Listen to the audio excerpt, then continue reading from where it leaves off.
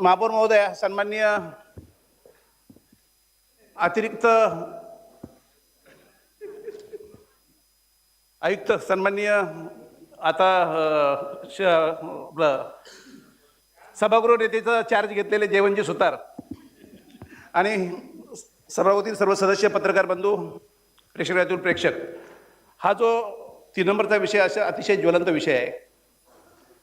मुदतवाढीचा जरी विषय असला तर या अनुषंगाने बरेचसे प्रश्न याच्यामध्ये डोकं काढून या ठिकाणी वाचून पाहत आहेत. प्रश्न असा आहे की messrs in defence of animals India यांना प्रथम वर्ष म्हणजे 1/1/2023 ते 31/12/2025 या कालावधीत देण्यात आलेले सदर संस्थेने श्वान नियंत्रणाचे काम समाधानकारक केलेले आहे. सदर कामाची मुदत 2025 ते 25 मध्ये संपुष्टात येत आहे आणि आली आहे. आणि असं असताना देखील आपण 2,75,53,220 3 वर्षाकरता 8,26,00,000 म्हणजेच प्रत्येक महिन्याला 22 ते 23 लाख आपण या ठिकाणी खर्च करतो. परंतु खर्च करत असताना त्यांचे डिस्क्रिप्शन दिलेलं आहे, तपशील दिलेला आहे. त्या तपशिलात गेल्यावरती बऱ्याचशा गोष्टी त्या ठिकाणी पुढे त्याचं तारतम्य आणि जुळवाजुळव होत नाही. महापौरमध्ये तपशिलामध्ये आपण गेलेलो असताना यांनी फक्त 6 महिन्याचा तपशील म्हणजे मुदतवाढ मागितलेली आहे 6 महिन्यासाठी त्यांनी जे उल्लेखित केलेलं आहे की तांत्रिक मनुष्यबळच्या खाली तांत्रिक बाबी खालीलप्रमाणे: निर्विजीकरण, ओळखचिन्ह, शस्त्रक्रियोत्तर उपचार, रिबीज, प्रतिबंधक लस, खाणेपिणे इत्यादी. म्हणजे त्यांनी दिलेलं आहे की आपण 1,000 म्हणजे वर्षाला 2,000 ते करतात, त्याच्यामध्ये देखील संशयास्पद आहे. त्याच्यानंतर श्वान पकडणे त्यांनी म्हटलेलं आहे की 4,000 ते 6 महिन्यात पकडू शकतात, म्हणजे 8,000 पकडतात. तर 8,000 पकडायचे म्हणजे त्याचं कसं काय होऊ शकतं जर आपण त्याची शहानिशा केली. आपल्याकडं केंद्र एकच आहे. या ठिकाणी जी मी माहिती घेतलेली आहे, कारण आम्ही याच्यापासून फार व्यापलेलो आहोत. आमच्या प्रभागात म्हणण्यापेक्षा सेक्टर 19 आणि 19A मध्ये आमच्या एका सोसायटीमध्ये 48 डॉग्स आहेत. ज्या ठिकाणी गेटेसाहेब तुम्ही अनेक वर्ष राहिलेले आहात, त्या सोसायटीमध्ये आम्ही अनेक तक्रारी केलेल्या आहेत. अनेक तक्रारी करूनसुद्धा त्या ठिकाणी कुत्रे पकडण्याची गाडी नावाला येते.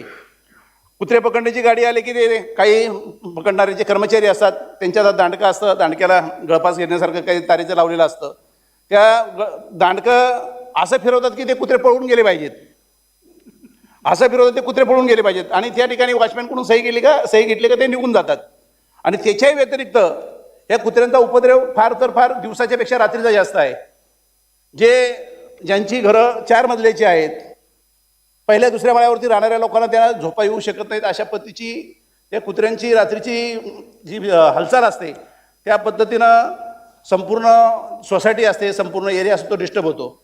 त्याच्याही व्यतिरिक्त काही स्वयंसेवी संस्था आहेत जेणेकरून चौकात येऊन रात्री त्यांना फिडिंग करतात. त्यांना देखील आम्ही विनंती केलेली आहे. त्यांनी आमच्या काही सोसायटींवरती, उदाहरणार्थ सपल सोसायटीला नोटीस दिली होती पेटा संस्थेने, आमच्या भीमाशंकर सोसायटीला दिली. अनेक पदाधिकाऱ्यांवरती कारवाई करण्यासाठी त्यांनी केलं. परंतु आम्ही सुद्धा त्यांच्या कोर्टात जाऊन आम्ही त्यांना चॅलेंज केलेलं आहे की जर तुमच्या स्वयंसेवी संस्था त्या ठिकाणी येऊन त्यांना फिडिंग करतात, मग त्यांची सांभाळण्याची व्यवस्था का करत नाही? तर सांभाळण्याची व्यवस्था त्या ठिकाणी महानगरपालिकेने करावं असं त्यांचं उत्तर येतं. आणि ते उत्तर आल्यावरती जेव्हा आपण आपली मागणी घेतो पाहतो तर या ठिकाणी मी माहिती घेतली 2014 ते 2026 कालखंडामध्ये निर्विजीकरण केलेली डॉगची संख्या आहे 59,179. उपचार केलेल्यांची संख्या आहे 57,129. आणि क्लिनिकल सर्जरी म्हणजे 12 वर्षाच्या कालखंडातलं सांगतोय, 2014 ते 2026 म्हणजे त्याच्यामध्ये प्रशासकीय कालखंड सुद्धा आला. त्याच्यामध्ये क्लिनिकल सर्जरी केलेली 7,411. आणि आतापर्यंत जे श्वान पकडलेले आहेत 2014 पासून तर 2026 पर्यंत 1,16,822. म्हणजे वर्षाला किती झाले? 12 वर्षाचे जर 1,16,000 असेल तर वर्षाचे 9,500 झाले आणि 800 महिन्याचे झाले. आता 800 मी त्या ठिकाणी देखील माहिती घेतली. आदरणीय महापौर महोदय, आदरणीय उपायुक्त साहेब, त्या ठिकाणी माहिती घेतली म्हात्रे साहेब की ते जे पकडलेले गेले जातात त्याच्यामध्ये बरेचसे त्यांना मार्क केलेलं असतं, पकडले गेलेलं ते निर्विजीकरण केलेलं असतं, स्टरलायझेशन केलेलं असतं, आकाराचं केलेलं असतं. आणि काही जे चावणारे कुत्रे आहेत किंवा श्वान आहेत त्यांना 14 दिवस आपण फक्त ठेवतो. त्या ठिकाणी 14 दिवसानंतर परत सोडून देतो. आणि परत सोडून देत असताना ज्या ठिकाणी आपण सोडलेले त्या ठिकाणच्या परत आपण सह्या घेतो. परंतु त्या ठिकाणी कायमस्वरूपी उपाययोजना आपण का करत नाही? का आपली कॅपॅसिटी नाही? आज आपण जर 8 कोटी या ठिकाणी 3 वर्षाला खर्च करणार असतो तर वर्षाला जर आपण त्या ठिकाणी 3-3 कोटी खर्च करणार असेल तर त्यासाठी उपाययोजना काय करतो? एवढ्या मोठ्या शहरामध्ये एवढ्या कुत्र्यांची संख्या वाढलेली आहे. कुत्र्यांबरोबर मांजराचं आपण हे म्हटलं, पण मांजरांचा उपद्रव थोडक्यात आहे, परंतु कुत्र्यांचा उपद्रव हा फार मोठ्या प्रमाणात आहे.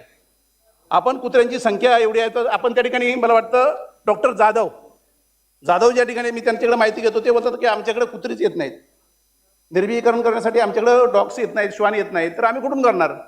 परंतु कुत्र्यांची संख्या दिवसेंदिवस एवढी वाढते आहे, त्या बाकीच्या आम्ही जी विकास कामं करतो ती विकास कामाच्या व्यतिरिक्त ही जी समस्या आहे ही लोकांना फार मोठ्या प्रमाणात भेडसावते आहे.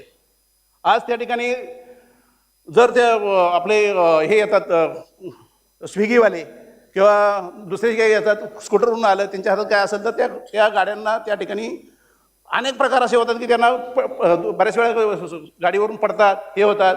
काही आपल्या मुस्लिम समाजाच्या लेडीज आहेत, ते काळा बुरखा घालून येतात, त्यांच्यावरती ते भुगतात आणि त्यांना त्रास होतो, अनेक लोकांना चावतात. त्याच्यावरती आपल्याकडे काही उपाययोजना नाही, आपण काही करू शकत नाही. आणि येऊन जाऊन शिवाय आपल्याला महानगरपालिकेला पडतात. महानगरपालिका म्हटलं की महानगरपालिकेचे अधिकारी त्यांना दिसत नाहीत, त्या ठिकाणचा नगरसेवक दिसतो. आणि सुशिक्षित सोसायट्यांमध्ये, क्वालिफाईड सोसायट्यांमध्ये श्वानप्रेमी फार आहेत. श्वानवरती म्हणजे डॉगीवरती प्रेम करणारे लोक पण फार पाहिजेत ना. ठीक आहे, डॉक्टर असेल, नेत्रा शेळके मॅडम असतील, असू देत, परंतु तुम्ही त्यांच्याकडे हात दुखून मला बोलायला नका लावू.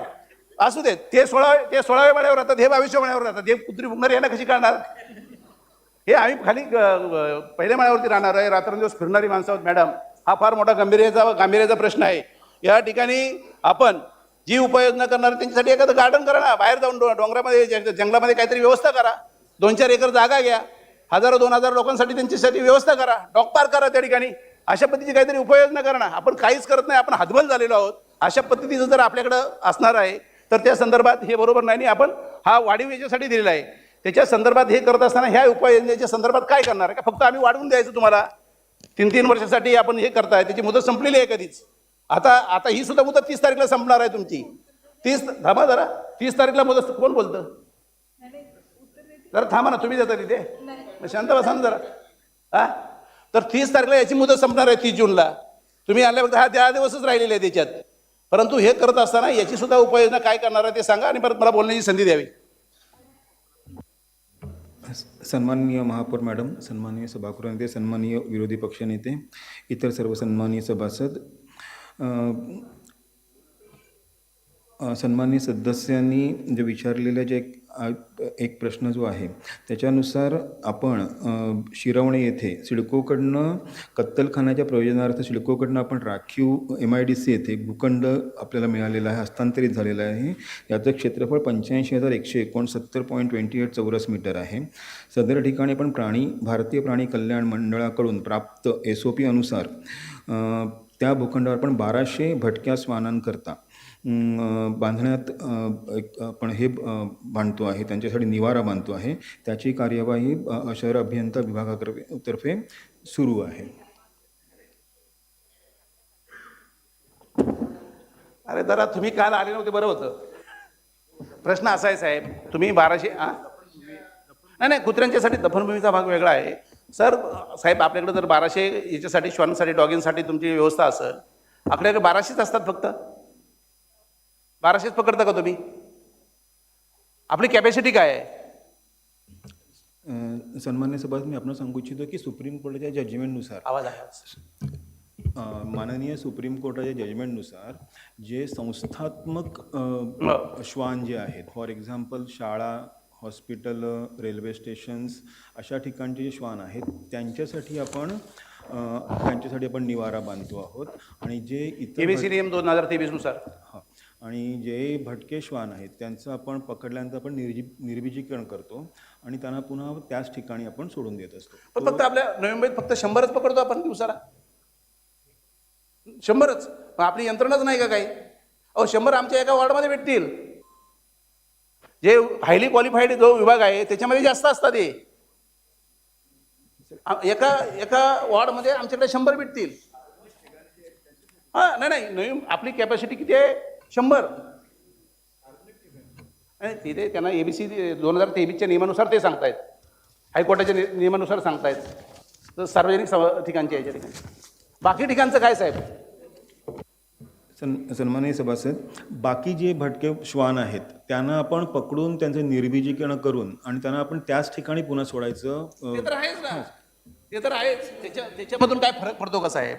आदरणीय डॉक्टर साहेब, त्याच्यापासून काय फरक पडतो का? काहीच नाही फरक पडत. ते फक्त आपण कट करतो आणि सोडून देतो. नाही सोडणं त्यांचा नियम आहे तो, हायकोर्टाचे निर्देश आहेत तसे. हायकोर्टाचे तिथे ज्या ठिकाणी आपण उचललेलं आहे त्याच ठिकाणी सोडायचं त्यांच्या. हा नाही, माझं तेच म्हणणं आहे की याच्यापासून उपाययोजना करण्यासाठी आमची अशी इच्छा आहे की त्या ठिकाणी कुठेतरी याच्या जंगलामध्ये वगैरे जागा मागा. आमच्याकडे वन खातं आहे, आदरणीय नाईक साहेब वनमंत्री आहेत, त्यांच्या माध्यमातून याच्यावरती प्रकाशझोत टाकू शकतो. कुठेतरी 8-10 एकर जागा घ्या जंगलामध्ये, त्या ठिकाणी मस्तपैकी शॉनचं याचं गार्डन तयार करा आणि त्या ठिकाणी ठेवून द्या ना. त्यांच्यासाठी त्याचे स्टरलायझेशन वगैरे अमुक तमुक जे काही गोष्टी तिथे करता येतील. आपल्या सन्माननीय अभयारण्य आपल्या सूचनांचं नक्कीच काही जरा साहेब जरा आवाज वाढवा ना तुमचा. आपल्या सूचनांबद्दल नक्कीच आम्ही हे करूया. कधी की फक्त हे मुदतवाढ घेतली की संपला विषय. मुदतवाढ जूनपर्यंत आहे, परत मुदतवाढ येणारच आहे, हे लक्षात ठेवा. तेव्हा जीडी सुद्धा नसणार आहेत, सागर नाईक असतील तिथे, हे लक्षात ठेवा.